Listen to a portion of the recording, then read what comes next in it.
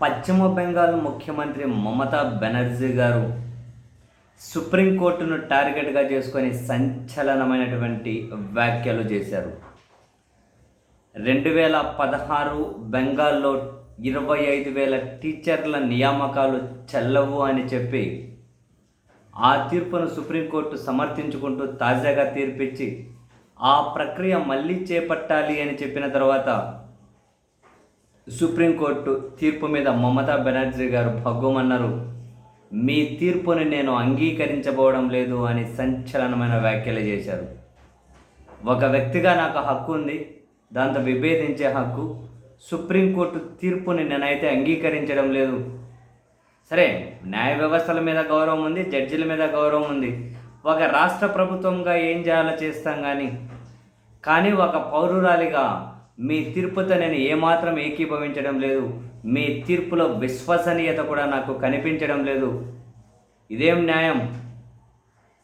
ఒకవేళ 25,000 టీచర్స్ అక్రమాలలో కొన్ని నిజంగానే జరిగి ఉన్నాయి అనుకుంటే మొత్తం ప్రక్రియనే మీరు ఏ విధంగా రద్దు చేస్తారు అని చెబుతూ ఒక జడ్జి నోట్ల కట్టలతో పట్టుబడితే ఆయనకు ట్రాన్స్ఫర్ చేస్తే మీరు అదే 25,000 టీచర్లకు సంబంధించి 9 సంవత్సరాల కిందట చేపట్టిన ప్రక్రియలో అక్రమాలు జరిగాయని మొత్తం ప్రాసెస్ని ఎలా రద్దు చేస్తారు అని చెప్పి ప్రశ్నించడమే కాదు, ఇది పూర్తిగా రాజకీయ ప్రేరేపితమైన తీర్పు అని కూడా మమతా బెనర్జీ గారు అంటూ దానికి సాక్ష్యాలు కూడా ఉన్నాయిగా అని ఫస్ట్ వెస్ట్ బెంగాల్ హైకోర్టు ఈ నియామకాలను కొట్టేసింది.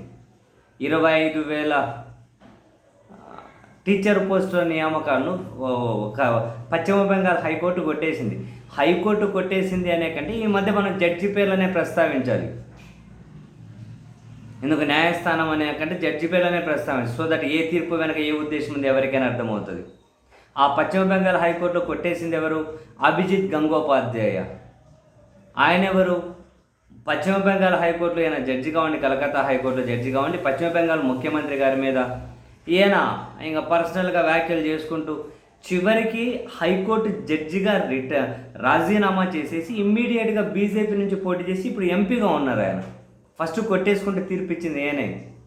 ఎంపీగా ఉన్నారు, బీజేపీ ఎంపీ. ఒక హైకోర్టు జడ్జి రిజైన్ చేసి బీజేపీ ఎంపీగా ఉన్నారు.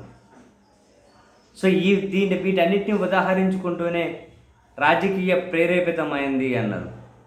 సో కలకత్తా హైకోర్టు జడ్జి తీర్పిచ్చిన తర్వాత వెస్ట్ బెంగాల్ సర్కార్ సుప్రీంకోర్టుకి వెళ్ళింది. అవును, అది కొట్టేయడం కరెక్టే, మేము ఆ తీర్పులో జోక్యం చేసుకోలేమని తాజాగా సుప్రీంకోర్టు తీర్పు చెప్పిన తర్వాత అసలు మీ తీర్పును అంగీకరించే వాళ్ళు ఎవరు? మీ తీర్పును అంగీకరించను, మీ విశ్వసనీయత ఏంటి? మరి ఇక్కడ అక్రమాలకు జరిగాయని చెబితే మరి ఆ టీచర్లను బదిలీ చేయొచ్చు కదా.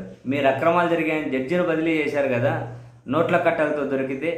మరి ఇక్కడ కొందరు అక్రమాలు చేశారు అని చెప్పి అనుకున్నా, కొన్ని తప్పులు ఏమైనా ఉన్నాయనుకున్నాం, మొత్తం 25,000 మందినే కాదు వాళ్ళ కుటుంబాలను కూడా మీరు బలి చేయడం ఏంటి? ఇదేం తీర్పు? నేను అంగీకరించను అని చెప్పి ఒక రాష్ట్ర ముఖ్యమంత్రి డైరెక్ట్గా ఈ వ్యాఖ్యలు చేయడం చాలా చాలా సంచలనం. నెక్స్ట్ మీరు జస్ట్ ఇమాజిన్, రాబోయే రోజుల్లో చాలా దారుణమైనటువంటి పరిస్థితి రాబోతూ ఉంది. న్యాయస్థానాల్లో నిష్పక్షపాతంగా పనిచేయాల్సిన వాళ్ళేమో మతాల గురించి మాట్లాడతారు, మత సంస్థల గురించి మాట్లాడతారు, రాజకీయ పార్టీల గురించి మాట్లాడతారు, రాజకీయ పార్టీలతో అంటకాగుతూ పోతుంటారు. మరి వాళ్ళు ఇచ్చే తీర్పులు కనుక చూడండి, ఒక రాష్ట్ర ముఖ్యమంత్రి మీ తీర్పునే నేను అంగీకరించను అంటున్నారు, సుప్రీంకోర్టు తీర్పుని. మరి ఇంకా నెక్స్ట్ ఆమె ఒక ప్రభుత్వం, నెక్స్ట్ ఇంకొందరు ఇలాంటి మాటలే అంటే వ్యవస్థ మీద నమ్మకమే లేకపోతే నెక్స్ట్ జట్టి పెట్టి సై అంటే సై, ఏదంటే అది ఇంకా అయిపోయాయి. లాస్ట్కి జరిగేది ఏంది?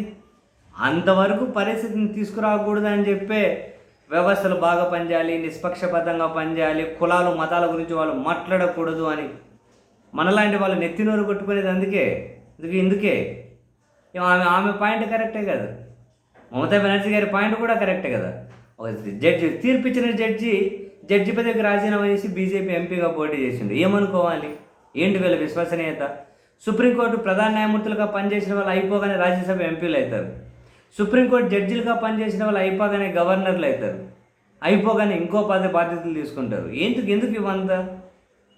మీరంటూ కొంత లిమిట్స్ పెట్టుకోండి. రిటైర్ అయిన 2 ఏళ్ళకో 3 ఏళ్ళకో, రాజీనామా చేసిన 2 ఏళ్ళకో 3 ఏళ్ళకో ఏం బాధ్యతలు తీసుకోకూడదని ఒక ముఖ్యమంత్రి అంటున్నారు సుప్రీంకోర్టు తీర్పు నేను పరిగణలోకి తీసుకోను అని. అంగీకరించిన వాడు అంగీకరించండి, మీదే విశ్వసనీయత అంటున్నారు. ఇంకేం మాట్లాడతాం?